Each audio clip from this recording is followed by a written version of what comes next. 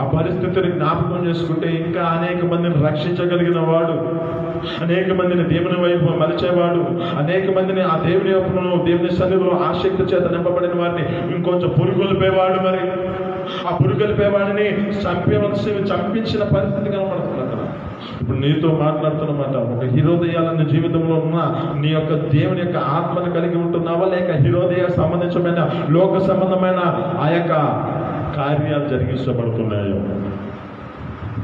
హీరోదయ ఆత్మ నీ జీవితంలో పనిచేస్తుందా, లేకపోతే భారమైన పరిచర్య చేయాలనే కలిగిన ఆత్మ నీ జీవితంలో పనిచేస్తుందా? బాప్టిస్మిచ్చు యోహాను ఏ విధమైన ప్రయాసపడి తన జీవితంలో ఆత్మచేత అనేక మందిని దేవుని వైపుకు మలుతున్న ఆత్మ పనిచేస్తుందా, లేకపోతే ఆ యొక్క పరిశుద్ధుడమైన వాడిని చంపే విధమైన పరిస్థితుల్లోనికి నీ జీవితం వెళ్తుందా? దేవుని సన్నిధిలో నడిపించబడుతున్నావు. దేవుని యొక్క